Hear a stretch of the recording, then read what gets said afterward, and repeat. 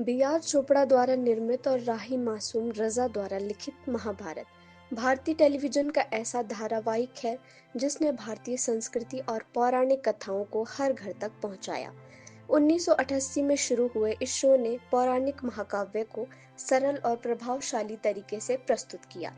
94 episode में समाई इस महागाथा के निर्माण से जुड़े कई अनसुने किस्से हैं जो इस धारावाहिक की सफलता और उसकी ऐतिहासिक महत्व को दर्शाते हैं।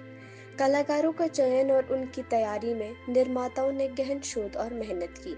हर कलाकार का चयन उसके किरदार और शारीरिक बनावट और व्यक्तित्व से मेल खाते हुए किया गया। श्री कृष्ण के किरदार के लिए नीतीश भारद्वाज को चुना गया, जो एक आयुर्वेदिक डॉक्टर थे। पहले यह भूमिका मुकेश खन्ना को दी गई थी, लेकिन बाद में उन्हें भीष्म पितामह का किरदार दिया गया। नीतीश ने अपने ऑडिशन में सादगी और संवाद अदायगी से सबका दिल जीत लिया।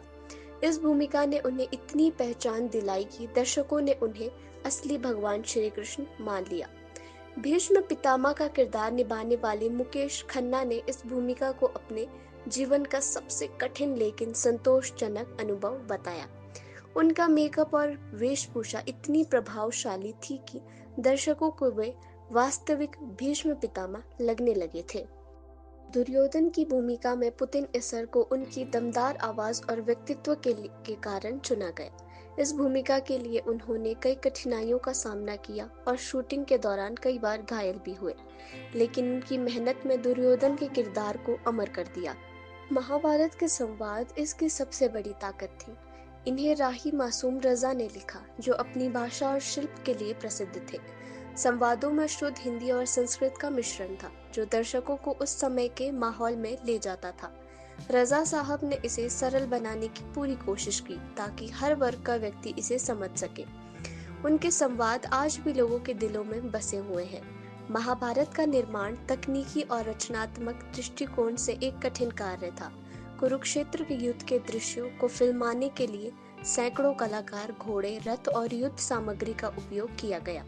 राजस्थान के जैसलमेर में युद्ध के दृश्य फिल्माए गए, जो इतने भव्य और जीवंत थे कि दर्शकों को यह असली महाभारत का युद्ध लगता था। विशेष प्रभावों की कमी के बावजूद तीर, गदा युद्ध और दिव्य अस्त्रों को प्रभावशाली ढंग से प्रस्तुत किया गया। भगवान श्री कृष्ण के सुदर्शन चक्र का दृश्य भारतीय टेलीविजन के लिए एक तकनीकी चमत्कार था। इसे स्पिनिंग डिस्क के माध्यम से फिल्माया गया और पोस्ट प्रोडक्शन में चमत्कार दिखाने के लिए विशेष तकनीक का उपयोग किया गया। महाभारत ने भारतीय समाज और संस्कृति पर गहरा प्रभाव डाला। यह केवल मनोरंजन का साधन ही नहीं था, बल्कि भारतीय समाज में नैतिक मूल्य और धर्म की समझ को बढ़ावा देने का माध्यम भी था। इसका प्रसारण रविवार की सुबह होता था और यह समय पूरे देश में परिवार के साथ धारावाहिक देखने की परंपरा बन गया। शो इतना लोकप्रिय था कि लोग इसे देखते समय पूजा की थाली लेकर बैठते थे।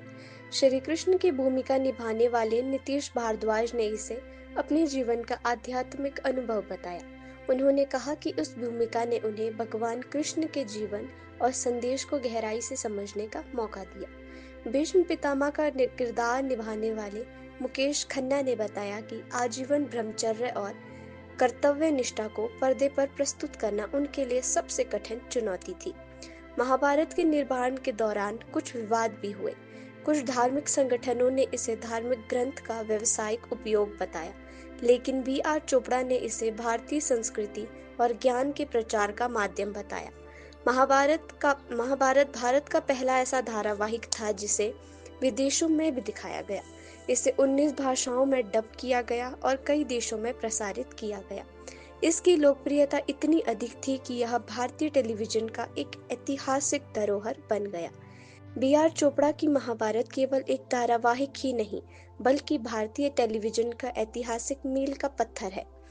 इसके निर्माण से जुड़े किस्से यह बताते हैं कि इसे बनाने में कितनी मेहनत और लगन की जरूरत पड़ी। इस शो ने न केवल भारतीय टेलीविजन को नई ऊंचाइयां दी, बल्कि भारतीय पौराणिक कथाओं को विश्व स्तर पर भी पहचान दिलाई।